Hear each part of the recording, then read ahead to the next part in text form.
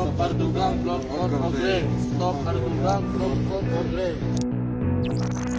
These two men are making a Nazi salute in front of a banner that has Ukraine's national colours. Erdogan, the earthquake is big payment for the reception of Russian tourists.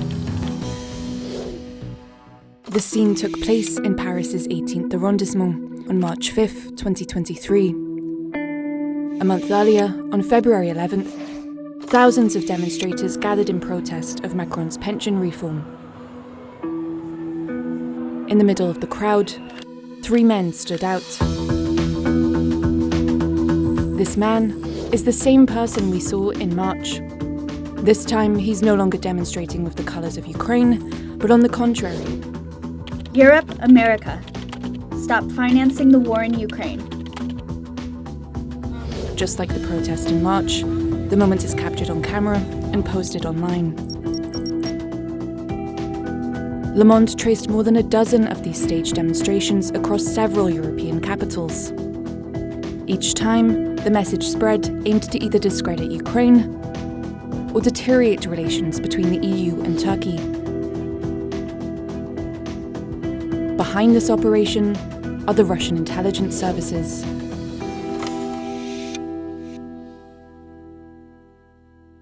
Le Monde, together with Dossier Center and other European media outlets, obtained and authenticated internal documents from the Russian intelligence services. One, titled Anti-Erdogan Project, begins by commenting on relations between Turkey and Europe. Russian intelligence believes that Turkey and countries in the EU are experiencing significant tensions, and that there is a general rise of Islamophobia on the continent. To play on this feeling, the report suggested asking local residents or migrants to film themselves trampling on a Turkish flag, or to put insulting tags against Erdogan around Europe. In Paris, The Hague, Brussels, and Frankfurt. Another document is an activity report on the operation in the 18th arrondissement. The report set out the objectives of the operation. Show the ungrateful and provocative nature of Ukraine's reaction to the Turkish tragedy. Underline the destructive Nazi nature of the pro-Ukrainian activists and Ukrainian society under the power of Zelensky. This was followed by 64 links to YouTube, TikTok, Facebook, and Telegram, where photos and videos of the staged protest were posted. Le Monde analysed the profiles behind these publications, enabling us to trace these operations. Since December 2022, 10 anti-Ukraine protests have been staged in Paris, The Hague, Madrid, and Brussels, and shared across social media. They're the same cities listed in the Russian intelligence document. The protests are usually carried out in the same way. 3 people, usually men, head to demonstrations unrelated to the war in Ukraine. They're photographed near the crowd, with placards and signs bearing identical messages, down to the letter. NATO, stop bombing Donetsk. Don't send the arms to Ukraine. Some of the so-called demonstrators participate in several rallies within a few days. One of them, seen here at a climate demonstration in The Hague on January 28th, found himself in Brussels 3 days later, this time in the middle of union-led healthcare protests. Without fail, their staged demonstrations are published on Facebook groups, in Arabic, English, French, Spanish, and Turkish. Most of the posts come from these 3 Facebook profiles: Ayman H, Annie C, and Mohammed T.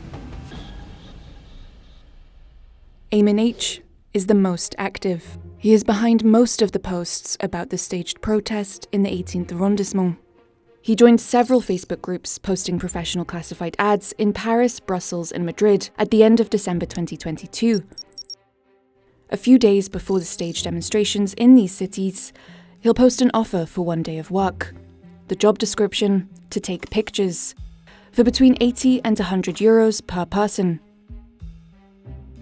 On Facebook, the young man claims to live in the city Bouira in Algeria. But in a group advertising good deals in Bouira, he posted a phone number beginning with +7, the Russian dialing code. His links with Russia do not end there. Le Monde found his VKontakte page, Russia's equivalent of Facebook, and his TikTok account, where he claims to live in St. Petersburg. In this video that he posted in July 2022, he's seen on a bridge in downtown St. Petersburg. Dossier Center, a group of investigators funded by a Russian businessman and dissident, obtained information from Aymenech's passport, available through Russian black market data. According to the group, Aymenech arrived in Russia in October 2019, when he was 17, after being invited by St. Petersburg's Electrotechnical University.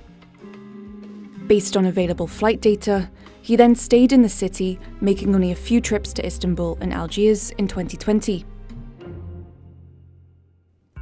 According to the Russian intelligence service's internal report, the staged demonstration in Paris was a huge success, which they say reached more than 100,000 social media accounts. But most of the Facebook posts Le Monde found generated little reaction. Like this one, for example, which only received 9 likes. She must be a pro-Russian troll for Putin. Super suspicious profile. The videos published on YouTube and TikTok received about 15,000 views and a few hundred interactions. But the comments are most likely from bots, fake accounts used to artificially increase the reach of videos. The comments are inconsistent and come from the same accounts without a name or a surname or a profile picture. Among the fake accounts, the few real profiles that commented on the posts did not seem to have been fooled. On Facebook, at the end of April, one user commented, "These pseudo-demonstrations are proof that Putin realizes he will not win this war." After being contacted, the people associated with these Facebook profiles denied having participated in organizing the fake protests. A few hours after their response, 2 accounts had been deleted.